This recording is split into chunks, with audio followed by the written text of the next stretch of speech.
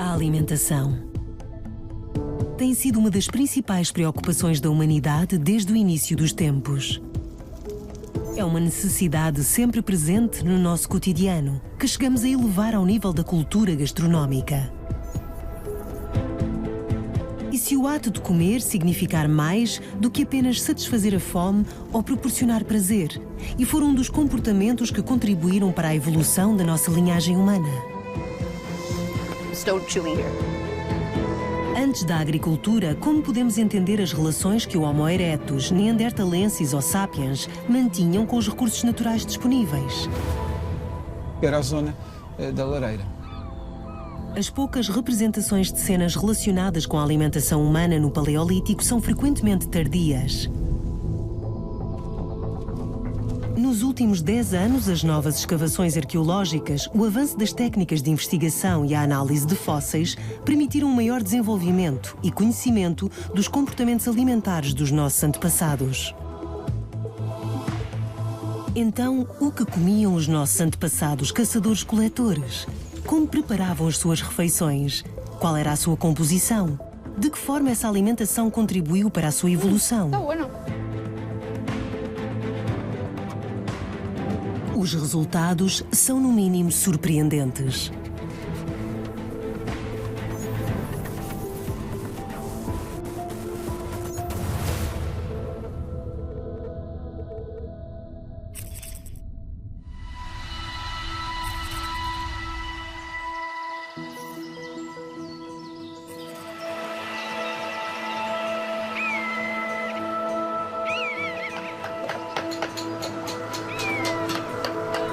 Em Ardèche, no sul de França, a zooarqueóloga Delphine Vettès participa numa campanha de escavação no Abri du Marat, um local que foi ocupado pelo homem de Neandertal entre 90 e 42 mil a.C. En fait, on voit qu'il y a quand même, même si c'est assez éparse, il y a quand même une petite concentration osseuse et les os sont relativement entiers.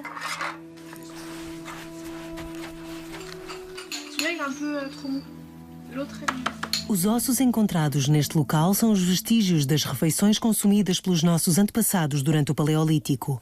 Os arqueólogos examinam os seus restos alimentares. Estes resíduos permitem obter informações valiosas sobre os seus hábitos.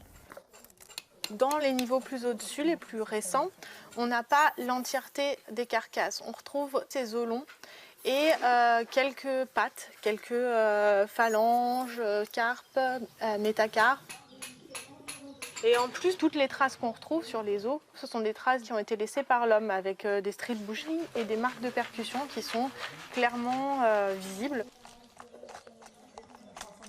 Donc on n'est pas sur un site d'abattage, on est sur un site secondaire où on vient traiter les carcasses après avoir choisi les plus beaux morceaux depuis le site d'abattage pour venir les ramener sur ce site et les traiter.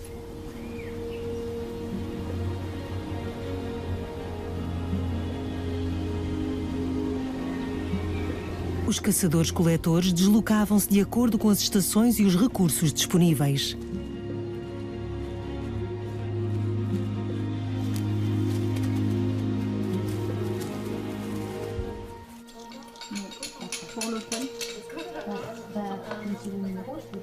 Cada tipo de osso encontrado fornece informações precisas sobre o tipo de caça que era trazida para aqui para ser desmanchada. 109, 43. Ok, alors, hop. Ok, hop. La mandibule, elle est très intéressante. C'est une mandibule de renne, donc l'espèce la plus chassée sur le site. On a toute la partie avec les prémolaires et les molaires. C'est celle qui nous aide vraiment à attribuer l'âge parce que, en fonction de l'éruption dentaire, en fonction du moment où la molaire elle va sortir, notamment la molaire 2 et la molaire 3, on peut dater l'âge de l'animal. A análise dos restos alimentares permite identificar as espécies caçadas, determinar a idade em que foram abatidas e formular hipóteses sobre o comportamento dos caçadores e as suas preferências alimentares.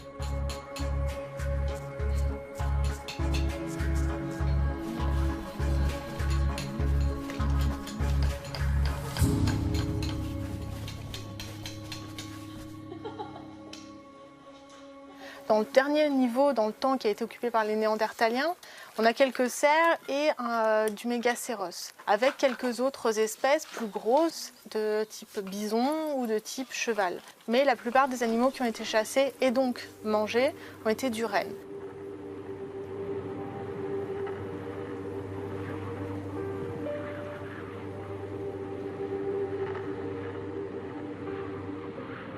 Ce ne sont pas toujours les individus les plus faibles qui sont chassés. On peut avoir des choix d'animaux qui sont jeunes adultes, donc dans la force de l'âge, et aussi des choix qui vont correspondre à des moments de l'année où on va chasser un animal pour pas qu'il soit trop maigre. Par exemple, chasser un mâle à la fin du rut, nutritivement parlant, c'est pas efficace parce qu'en fait, durant toute la période du rut, l'animal va dépenser beaucoup d'énergie pour se reproduire et donc choisir un jeune mâle avant le rut où il est bien engraissé peut être plus intéressant que justement après le rut ou une femelle juste avant de devenir gravide qui va être qui va avoir plus d'énergie que quand elle va mettre bas où on a des animaux qui sont avec des viandes plus maigres.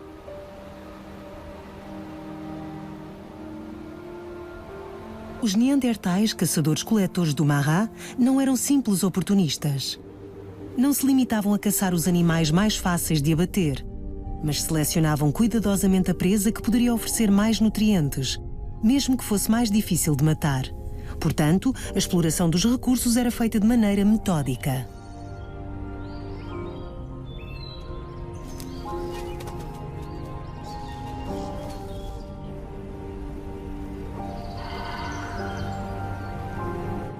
Há mais de 100 mil anos, em pleno período glaciar, o clima do Abri do Marrá era muito mais frio. A vegetação local assemelhava-se à da estepe. Ao contrário dos vegetais, que variam de acordo com as estações e os ambientes, a carne é um recurso disponível durante todo o ano, independentemente do clima. Por esse motivo, a carne ocupava uma posição central na dieta do homem de Neandertal na Europa.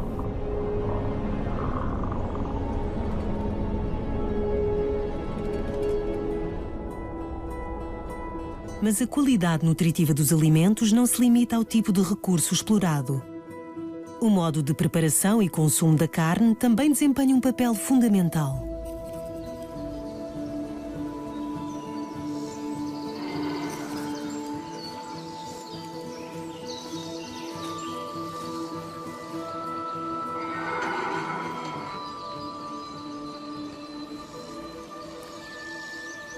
Na Universidade de Vanderbilt, situada perto de Nashville, no estado do Tennessee, Susana Herculano Ouzel, bióloga e neurocientista, investigou o impacto da culinária na evolução dos nossos antepassados, sobretudo em relação ao desenvolvimento do seu cérebro.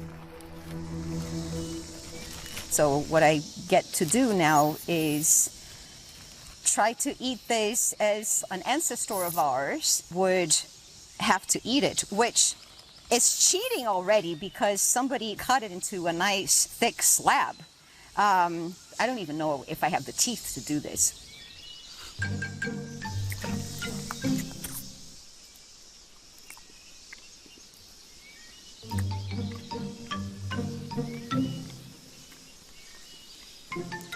So here's the thing.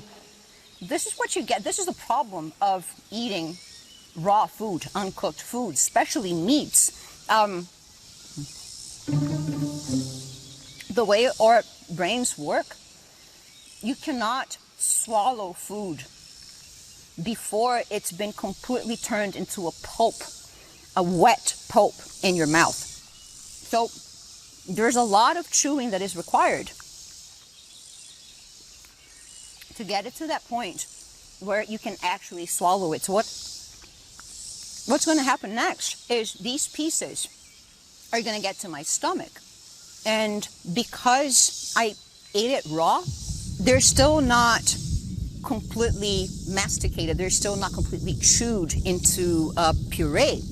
So when they get to my stomach, only the surface of those little bits of meat will actually get exposed to all the enzymes. And only that surface that really gets digested will turn into stuff that your body can use as energy, can assimilate as nutrient. But all the rest of it will just go through. as it came in, undigested, so unused by the body. Still chewing here. So it really takes a lot of time and it takes a lot of effort to get just a little bit of energy from just the outside of the chunks of meat. Can't swallow it.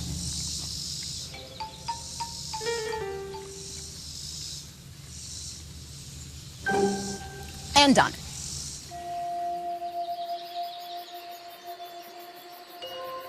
Se consumíssemos apenas alimentos crus, como as outras espécies animais, a alimentação a ocupar-nos-ia cerca de 9,5 horas diárias entre a recolha e a digestão dos alimentos. No entanto, a descoberta do fogo possibilitou a superação de um grande obstáculo em termos de nutrição. Man, this is the way to grill meat.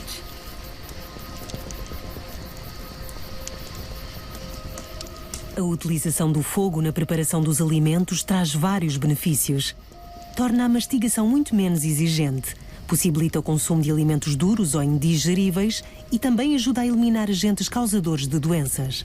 Enquanto os alimentos crus libertam apenas 30 a 40% dos seus nutrientes durante o processo de digestão, a preparação ao lume permite aproveitar quase 100% do que é ingerido em nutrientes úteis e energia. So what the fire is doing is denaturing the proteins. It's breaking down all the fibers in the muscle, making it softer and easier to bite into. Plants will give you lots of carbohydrates and some protein, some fat, depending on the plant. But it turns out that our biochemistry doesn't really require carbohydrates. The one thing that we need to eat, because we cannot get otherwise, and the body does not know how to make, is proteins and fat, which is what you get in very large quantities with meat. And oh my God, so delicious. It's so much better than the raw stuff.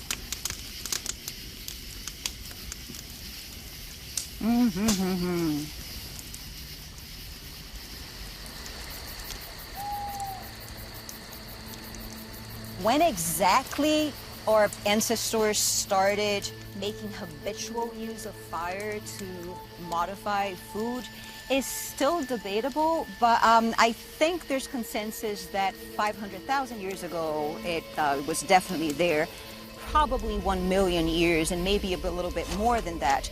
The hominids who invented the technology of using fire to modify foods, they would probably be classified as Homo erectus. That timing is important because we know from the fossil record that the human brain started its increase in size over time about 1.5 million years ago. Susana pensa que existe uma ligação entre a alimentação e o desenvolvimento do cérebro.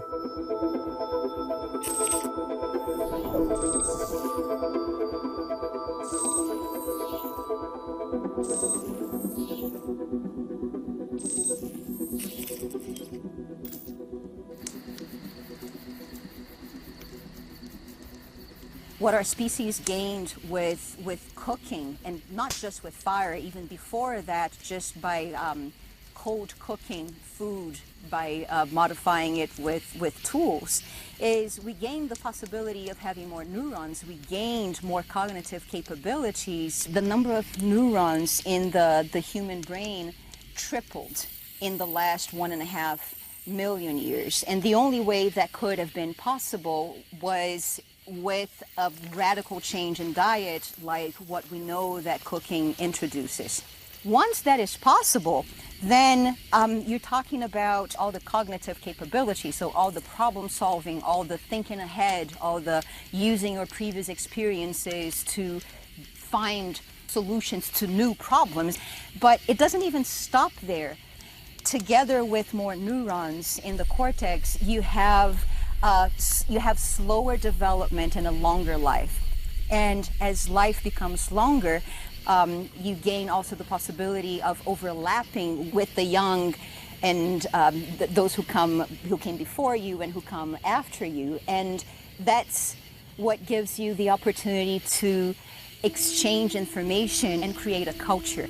We're not just a biological species anymore. We are this technological species whose culture has been going on for ages.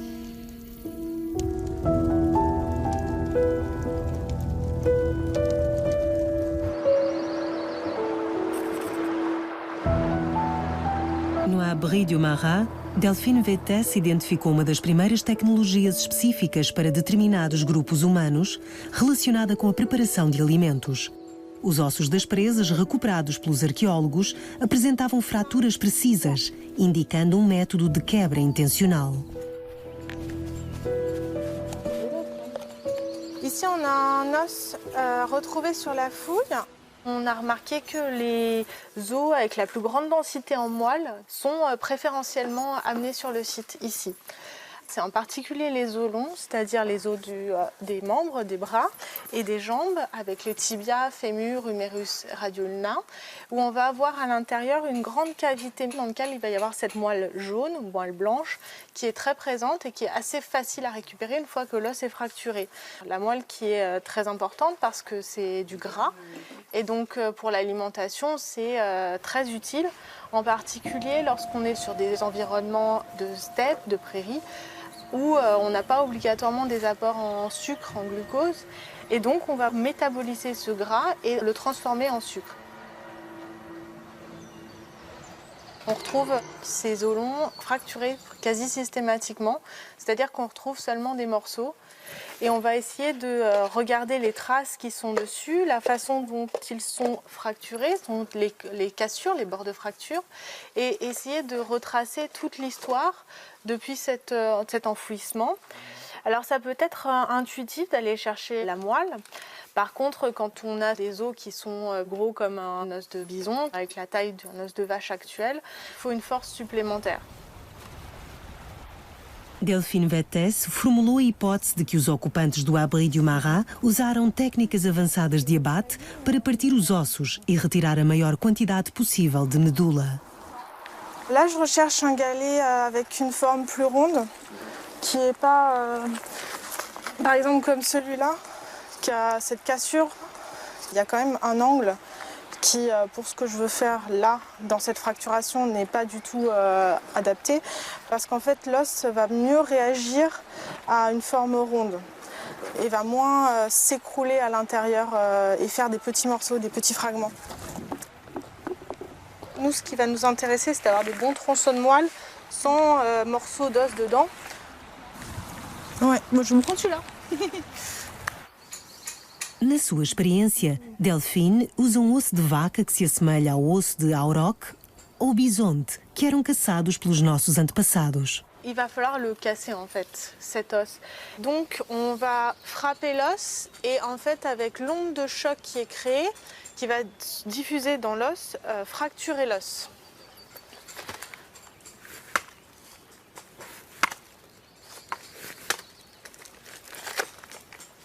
Alors, il y a une fissure qui s'est créée ici. Je vais remettre un coup de l'autre côté pour la fracture. Le galet non retouché fait ses fractures très nettes et donc on a cette moelle qui sort très facilement. Là, en faisant l'expérimentation, on peut bien voir et comparer le type de fracture, le type d'éclat, etc. et le type de marque. Pourquoi c'était important de faire cette expérimentation? Parce que ça répondait à une question plus large, à savoir si sur les sites archéologiques, on pouvait observer une tradition dans la fracturation osseuse.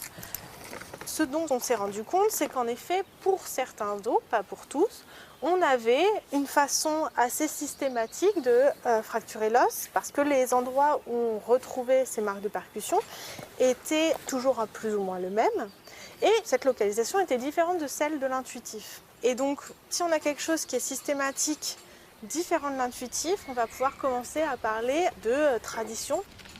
Par tradition, on ajoute un autre facteur qui va être le fait de transmettre le geste ou la pratique.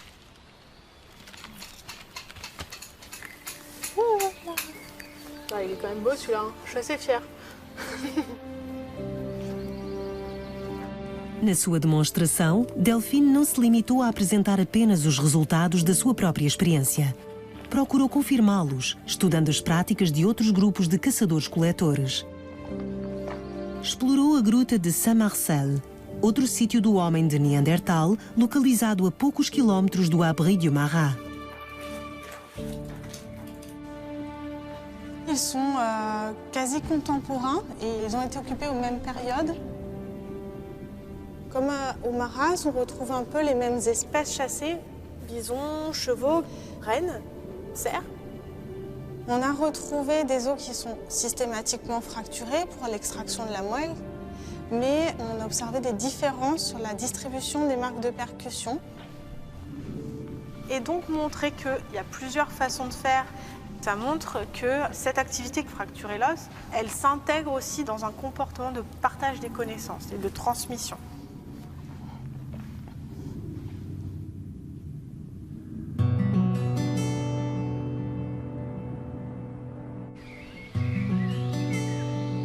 Se cada grupo tinha as suas próprias tradições de abate e preparação de alimentos, por que haveria de ser diferente com os produtos que consumiam? A sua alimentação limitava-se apenas à carne? Em Portugal, esta questão foi explorada nas escavações recentes lideradas por João Zilhão, arqueólogo e historiador, e Ernestina Badal Garcia, paleobotânica.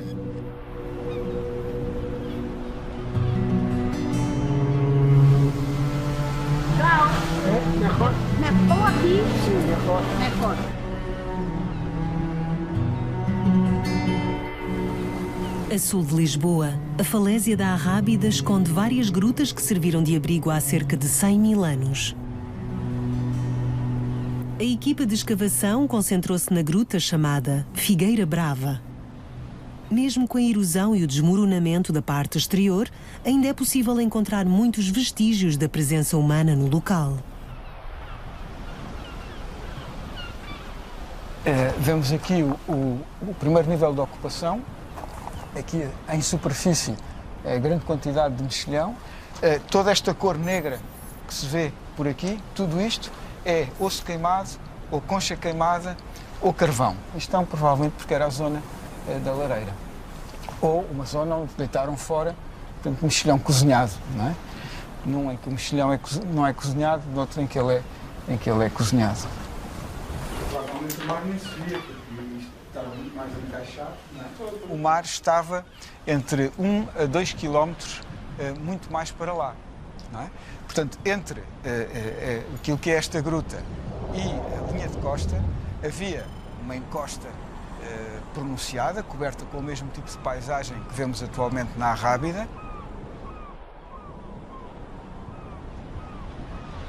Os ocupantes das grutas locais teriam recolhido e trazido moluscos da costa para os consumir. Mas as camadas de ocupação nesta área ao ar livre foram apagadas pelos elementos. Como resultado, as pistas são difíceis de interpretar. O verdadeiro tesouro da Figueira Brava esconde-se na espessura da falésia. Do outro lado de um túnel, a equipa de João e Tina descobriu outra sala antiga de difícil acesso que permaneceu intacta durante várias dezenas de milhares de anos.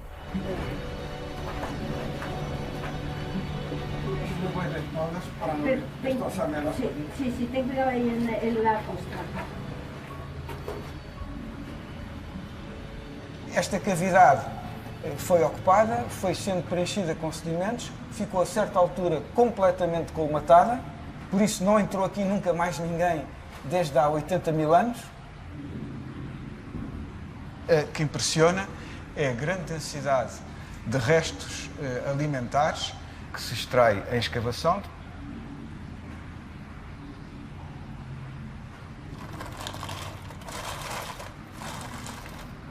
Tina, saco!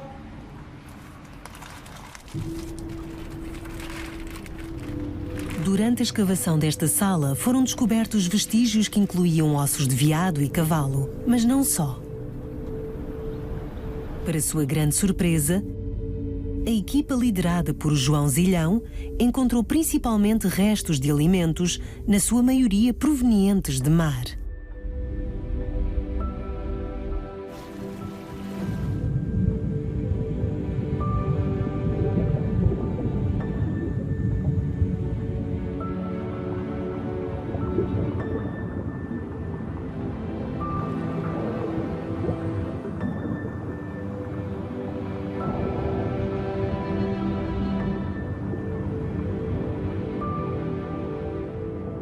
Os níveis de base é sobretudo mexilhão e amêijoa, as pinças das sapateiras, as conchas, portanto patelas.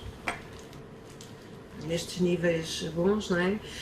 O que temos são sobretudo a tintureira e enguias, e depois há também uma outra tainha, enfim. É o registro mais antigo de captura de tubarões. E a quantidade? E a quantidade, sim, claro.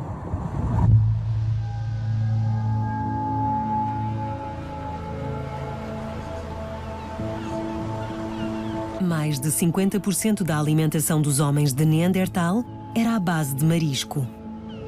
Pescavam peixe e apanhavam moluscos.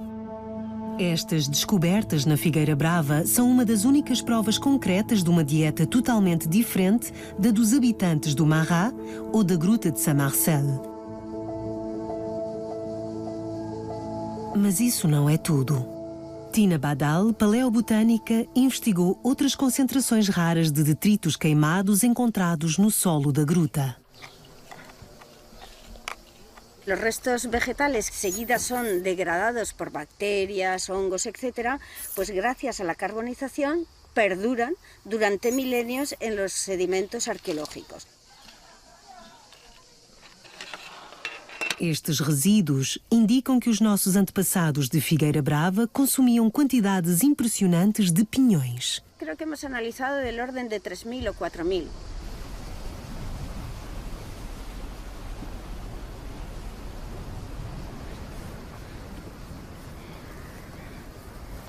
Vamos a ver si llegamos a...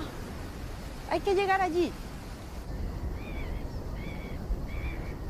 Tina encontrou a origem desses pinhões no planalto da floresta, com vista para a gruta. Figueira Brava se ocupa en el último interglacial, en uno de los momentos cálidos, similar al actual. El paisaje era exactamente igual que esto. Tenemos la misma flora. Pero era dominado por los pinos piñoneros que estaban en los cordones de dunas frente a la cueva. Si cogemos esta piña, lo que hacen los neandertales o los sapiens es recoger la piña en invierno, porque la piña está madura pero cerrada y por eso la procesan en el fuego para que por efecto del calor abra la piña, dilate y se obtienen fácilmente con un golpe los piñones, los 100 piñones, es decir, que es mucho más eficiente que recoger uno a uno por el suelo. Con lo cual, lo que nosotros hemos encontrado en Figueira Brava son los desechos de ese procesado.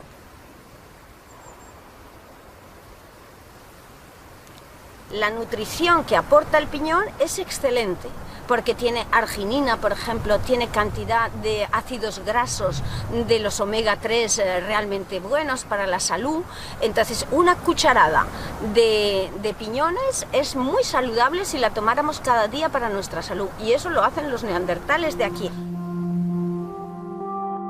Os restos de pinhões encontrados em Figueira Brava são uma descoberta excepcional, porque constituem uma das poucas provas diretas do consumo de vegetais pelos nossos antepassados do Paleolítico.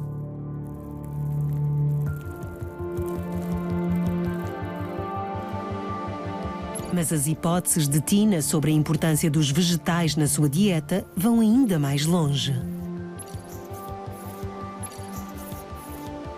Para ela, são uma fonte de alimento fantástica, cuja riqueza é frequentemente ignorada nos dias de hoje.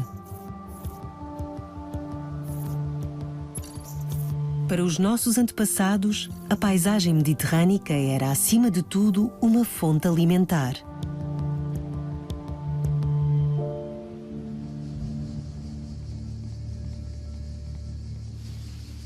Hay viña silvestre, también hay lentisco, hay acebuche. Es una avena silvestre, que sus semillas pueden ser comestibles.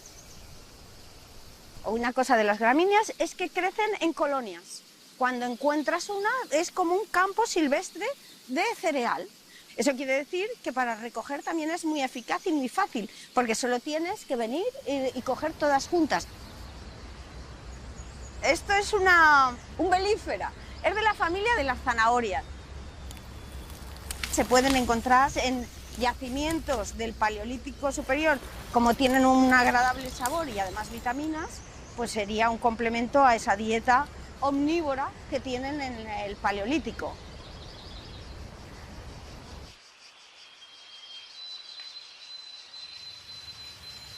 As descobertas na Figueira Brava trazem uma nova perspectiva sobre a alimentação dos nossos antepassados do Paleolítico. Mas o estudo de alguns dos alimentos consumidos também contribui para uma compreensão mais ampla desses indivíduos. Além da hipótese de um paralelismo entre o desenvolvimento do cérebro e o aparecimento da preparação dos alimentos pelo fogo, defendida por Suzanne Herculano Ozel, existirão outras relações entre a alimentação e a evolução cognitiva? Como podem os cientistas como João ou Tina confirmar as deduções das suas pesquisas em campo?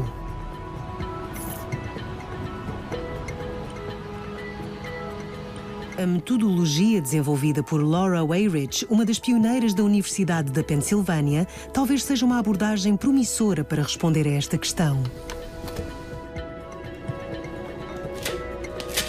Ela usa os avanços da biologia molecular e genética para reconstituir os menus dos nossos antepassados de uma maneira particularmente detalhada.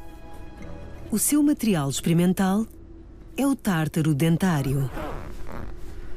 We've just come into Saber, which is a purpose-built ancient DNA laboratory.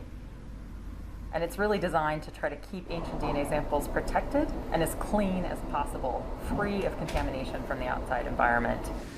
I would consider myself a prehistoric dentist. We go into museums and we go to ancient skeletons and we clean their teeth. We really perform dentistry on ancestors of the past.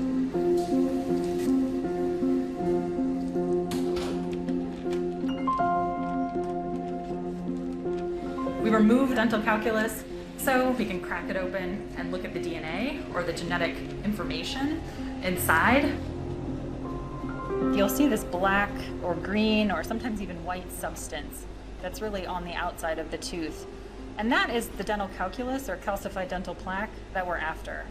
Dental calculus is really a cement-like matrix. It's microorganisms and other dietary particles and bits that you'd have in your mouth preserved in a calcium matrix.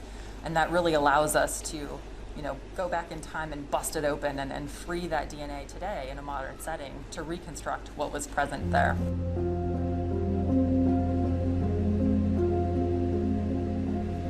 So this is an incisor from an individual, and they have really nice piece of calculus here. This is an ideal specimen. Okay, here we go. O tártaro dentário dos nossos antepassados guarda informações valiosas sobre as suas refeições. No entanto, a obtenção e compreensão dessas informações requer avanços no campo da genética. Ao decompor e analisar as amostras de tártaro, Laura pode extrair todos os vestígios de ADN que contêm. Estas assinaturas de ADN são então comparadas com as que foram recolhidas, decifradas e identificadas nos últimos 20 anos, a partir dos seres vivos que nos rodeiam. So we're limited by looking at the DNA of plants and humans and animals that exist today. And sometimes we have to estimate maybe extinct species that would have been consumed in the past.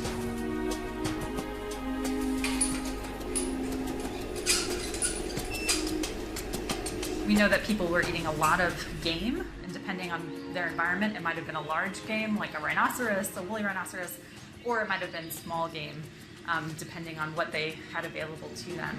We also know that humans are foraging a large amount of food. We know they're collecting mushrooms and nuts and even wild seeds to be eaten and consumed.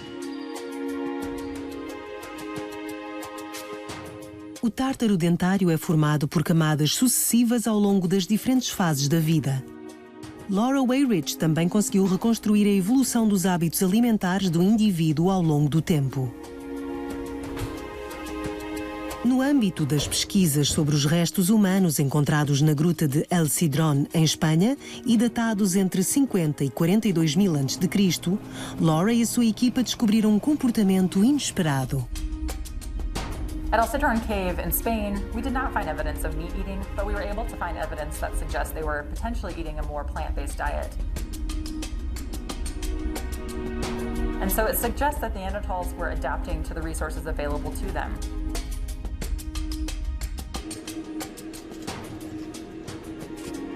Os dados do ADN extraído por Laura de certos dentes estão de acordo com as afirmações de Tina Badal. As plantas também eram muito importantes na alimentação de alguns indivíduos. O panorama é muito mais amplo do que o imaginado há 20 anos. E o tártaro do homem de Neandertal da gruta de El Cidrón revelou informações ainda mais surpreendentes. When we had a look at the DNA in one of the El Cidrón individuals who had an abscess, we did find DNA that initially corresponded to things like plant bark, which could have medicinal properties in it.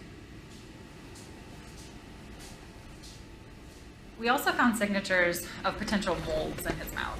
We know that these molds produce antibiotics today, and in fact were some of the foundational members of how modern antibiotics were developed and came to be. One of these molds produces penicillin, and in fact could have been used to potentially treat a bacterial infection or something along those lines.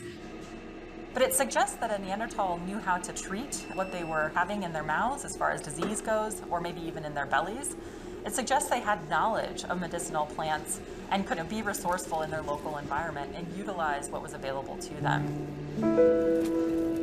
Será que para os nossos antepassados a comida não servia apenas para se alimentarem, mas também para se tratarem? Serão necessários outros resultados semelhantes para Laura confirmar esta hipótese. Por enquanto, os seus resultados são apenas parciais, mas o desenvolvimento deste método oferece muitas outras possibilidades.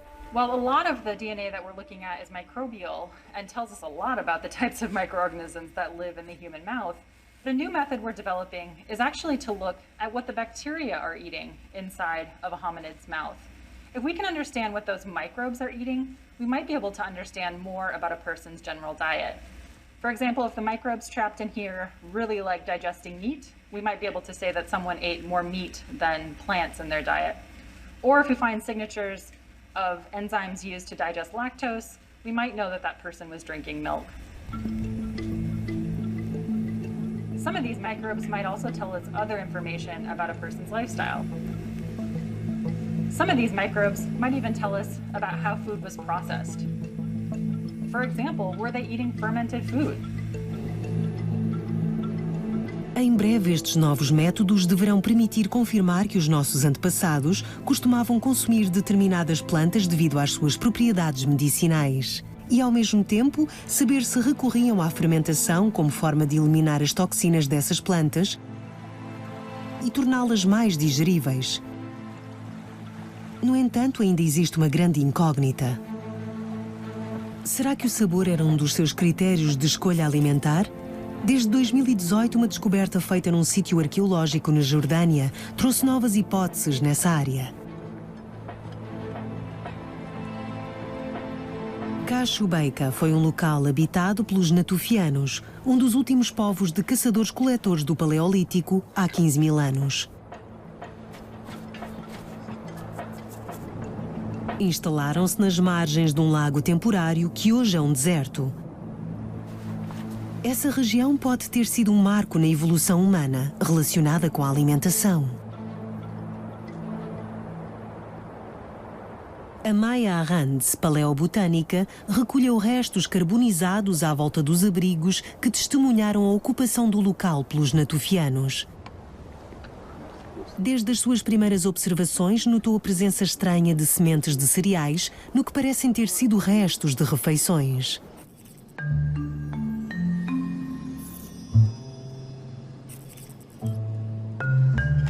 quando regressou ao Centro de Investigação da Universidade de Madrid, observou os restos carbonizados ao microscópio eletrónico de varrimento e fez uma descoberta surpreendente.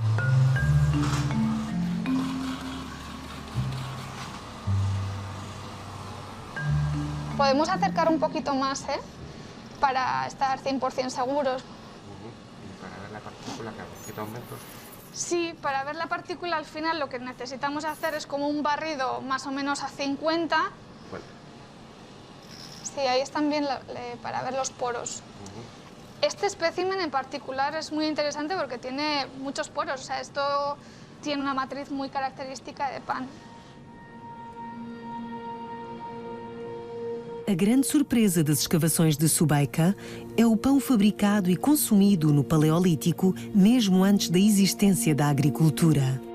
Estaban mezclando tanto cereal como otro tipo de harinas en su elaboración. Lo que ves aquí es un resto de tubérculo, que estaban utilizando tubérculos en las preparaciones de pan. Esto todo es tejido vascular. Outras pistas recolhidas no local confirmam esta surpreendente descoberta. Muitas mós e almofarizes de pedra foram encontrados perto das áreas habitadas.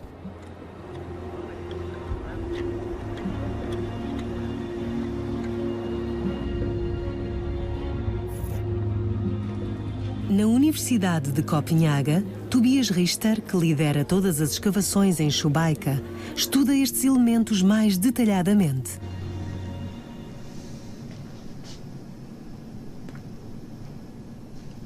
So what we're doing here is 3D scanning some of these objects to get really high-resolution images of the surfaces, which we can then use in combination with high-resolution microscopic photographs to better understand the function and what they were used for.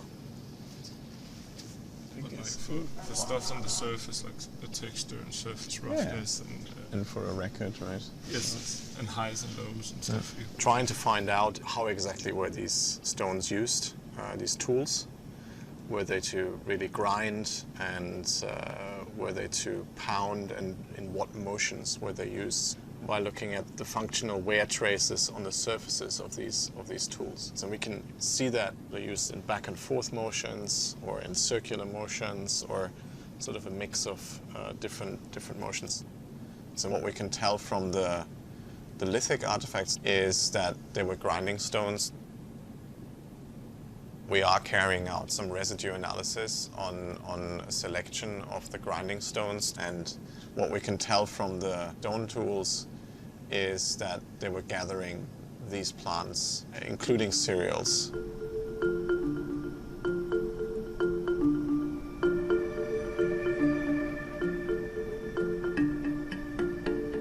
We also have the sickle blades from the excavation. These are the glossed pieces with a sheen on them that were used to harvest silica-rich plants, including cereals, possibly also sedges.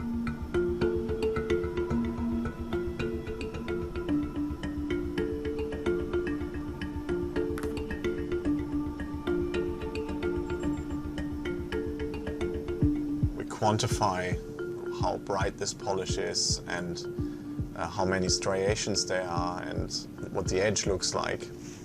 We can start thinking about were maybe cereals harvested in a dry and ripe state, or were they harvested in a state when they were still partially green. At our sites, we can see that they were exploiting wild cereals and other plants from the surrounding area. So they still seem to be more gatherer hunters than cultivators or farmers.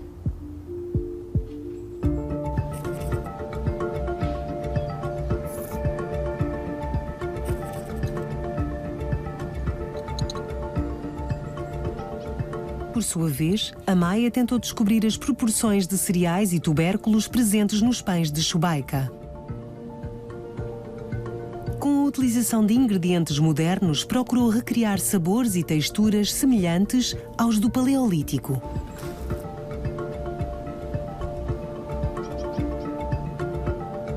Este tipo de experimentaciones nos permite obtener materiales experimentales con los que comparar nuestros restos arqueológicos.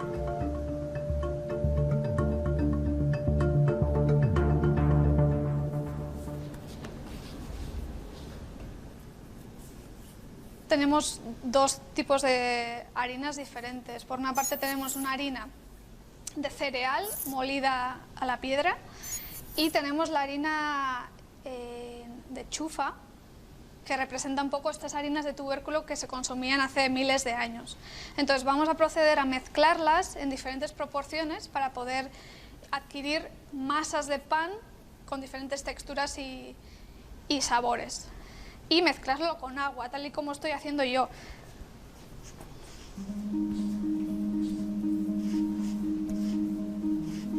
Estos cereales tienen gluten y esto es lo que permite que las masas sean homogéneas y que podamos hacer panes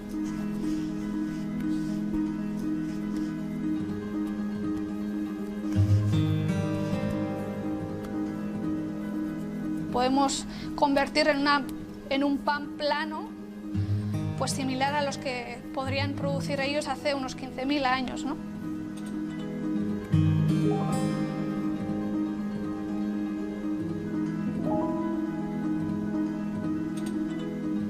Tenemos que tener en cuenta que los cereales que se consumían en estas cronologías eran cereales silvestres, morfologías silvestres.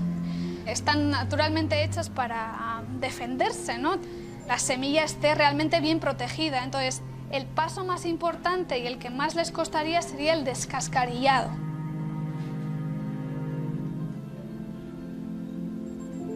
Estaban utilizando más de una planta de cereales y de tubérculos. Sí que no sabemos si esto responde a una razón de sabores o de preferencias culinarias. Preparar os ingredientes usando diferentes técnicas, misturá-los e cozinhá-los são etapas que ainda hoje correspondem à nossa definição de culinária. Mas tendo em conta a energia e o tempo necessários à confecção deste tipo de refeições, que sentido tem uma preparação tão complexa? It's a type of food that's very useful. It's highly nutritious because you're packing it with calories, and you can take it with you. It's also more storable. There are certain microbes that are starting to be active within the bread dough that create a new taste as well. And that taste is something that's delicious or considered delicious, and that seems to fuel an increased demand in the product. So they're investing more time in gaining more access to more of the kind of plants and the kind of resources that they find desirable, that they find delicious.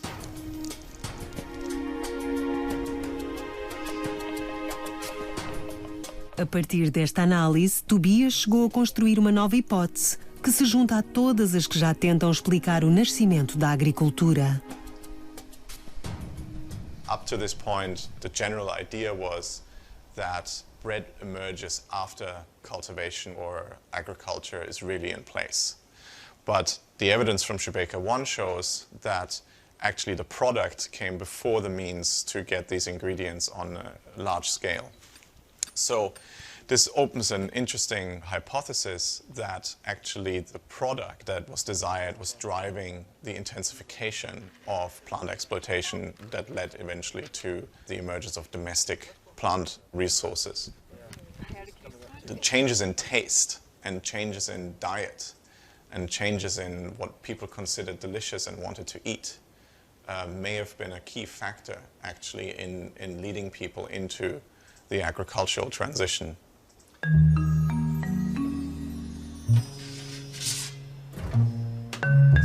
Como para el pan aquí tiene la masita un poco más gorda, entonces sí, un poco más, menos calor.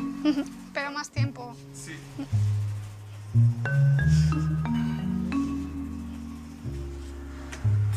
¡Yujú!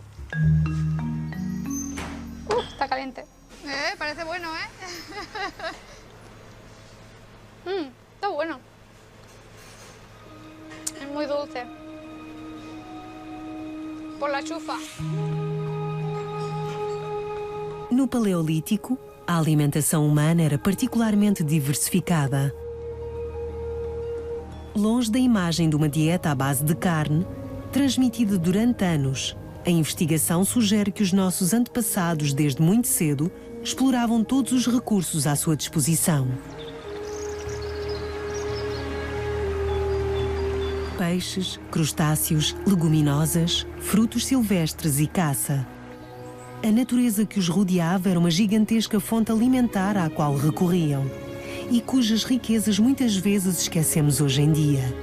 O seu conhecimento destes produtos, dos métodos de preparação para os tornar comestíveis e conservar, era particularmente elaborado. Este foi o primeiro passo para o conhecimento e gestão de recursos. O ato de comer, múltiplo e complexo, continuará ao longo da evolução a enriquecer as características humanas.